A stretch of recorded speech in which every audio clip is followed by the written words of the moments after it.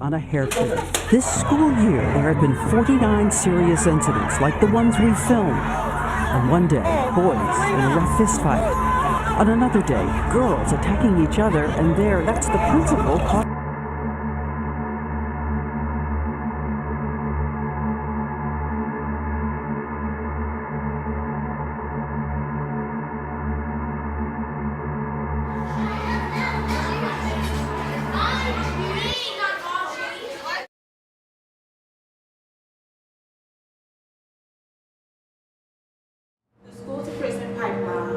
A nationwide epidemic that is plaguing our schools and devastating part of reality for far too many students.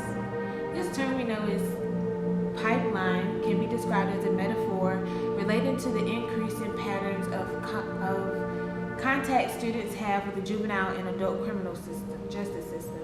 As a result of the recent practices implemented by schools, such as the zero tolerance policy, the use of policies in schools, and the use of police or SRO, such as school resource officers in schools, rather than creating an atmosphere of learning, engagement, and opportunity, current educational practices have increasingly blurred the distinction between school and jail.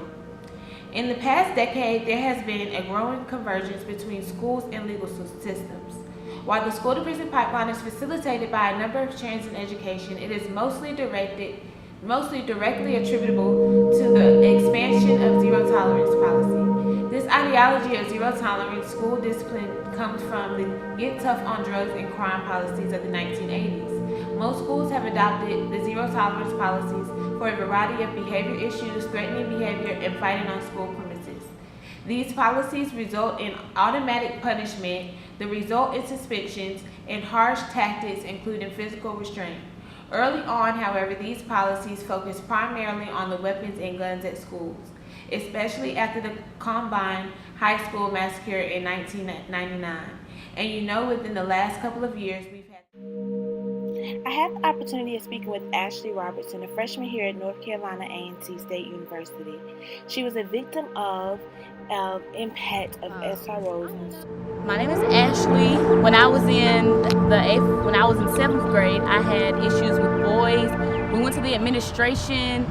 They were always teasing and picking, and it ended up spiraling into a large group of boys. Went to the administration. They didn't really fix it. They made it worse.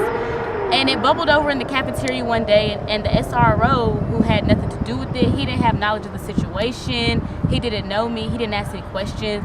He just attempted to remove me from the cafeteria, and I got up confused because I was being taunted for over 30 minutes, it seemed like, and no one stepped in until I raised my voice. He pinned me against the wall, threw me on the ground, chipped my tooth, gave me a contusion, sprayed me with pepper spray, put me in handcuffs, drug me out the cafeteria. I ended up switching schools, and I had charges against me for misconduct and assault against an officer because he pulled his finger or something minute and ridiculous. And I transferred schools my 8th grade year, and it really turned me off to the school system, for one, because I had been begging to be removed from that class since the middle of the first semester, and they said it wasn't possible. And as soon as I was in the office and my eyes were swollen from the pepper spray and I could barely breathe, they were telling me that they could switch me over if we kept this all under wraps. I was disappointed, and after that's when my depression and anxiety really set in. I used to call it just minding my business, but I was really isolating myself from a lot of people. I cried a lot by myself. I didn't really feel comfortable around men, around boys. I didn't trust that anyone would take care of any of the issues that I presented them with, because I knew that the administration knew for a year's time that I was having those issues, and they acted as if they couldn't do anything. So now I have issues trusting people will take care of my issues. Did you see like things black kids would get charged and in trouble for, white kids didn't get? Oh, definitely. So the SROs, they would just patrol the hallways, and a lot of the boys who seemed a little bit more hyper, a little bit more aggressive, most of the time they turned out to be black students. But when the white students would project the same type of behavior. They didn't get half the type of discipline. I know one kid who was just sitting in handcuffs for a while. He didn't have the same type of experience that I did, but he was just sitting in handcuffs in class for a while because he was standing up and blurting out. A lot of times, this was back in 7th grade before a lot of these cases got public. A lot of times they were more physical than necessary, and when I transferred schools to a more problematic public school, I saw a lot more of that. Okay, do you think children should ever be arrested at school? Absolutely or does anything not. students do in school warrant arrest? Absolutely not. I read about this back when this happened, that a lot of the behaviors that we display in school now and in the public when we're young, we used to call it kids being kids, but now we're problematic, ADHD, disobedient, all sorts of things. They don't allow for children to learn from their mistakes. They do things, number one, they charge them and put stuff on them that's gonna follow them the rest of their careers, the rest of their high school careers, and further than that. They do that. It's somewhat brutal when you think about, when you correlate it with the age of the child. It's really extra, if you ask me. Have our president bringing up this idea of armed teachers, and I've seen mention of increasing the number of officers in schools. Yes, school safety and ensuring the safety of all students is extremely important. However, it is not the black kids who are shooting up these schools. So personally, I feel it's not going to do anything but cause more racial disparities within our black children within schools. Having some white teacher shooting a black kid and crying self-defense.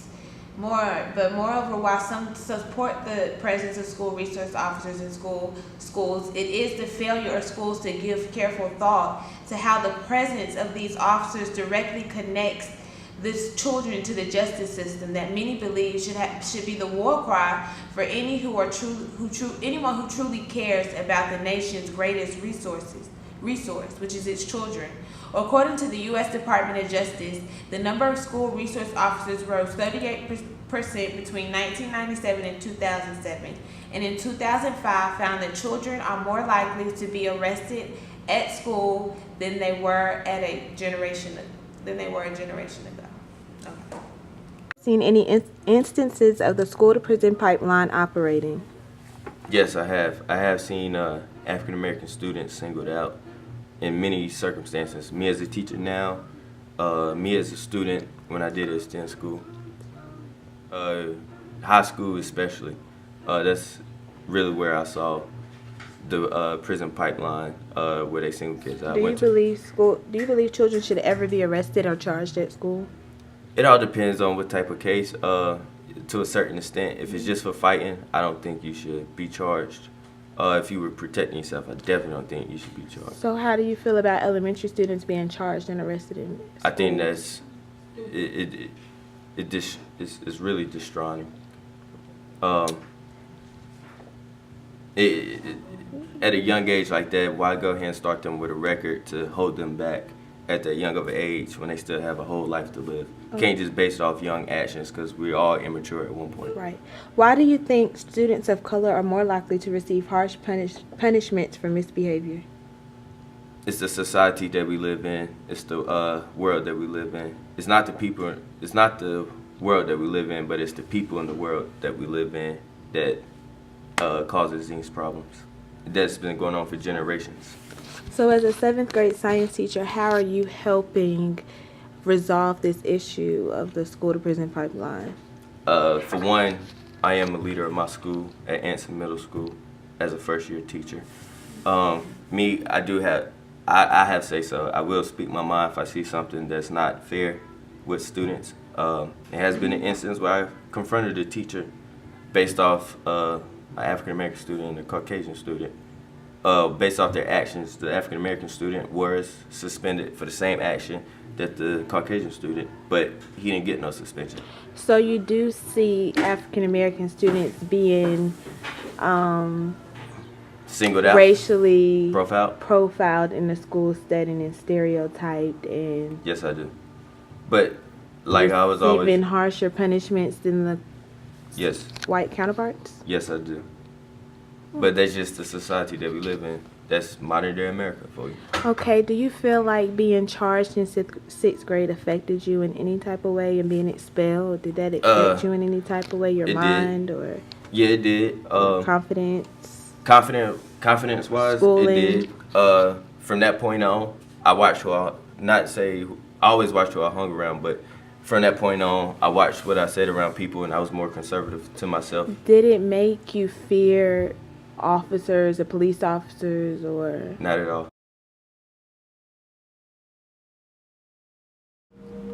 I was a child, not a criminal. I was a child, not a criminal. I was a child, not a criminal.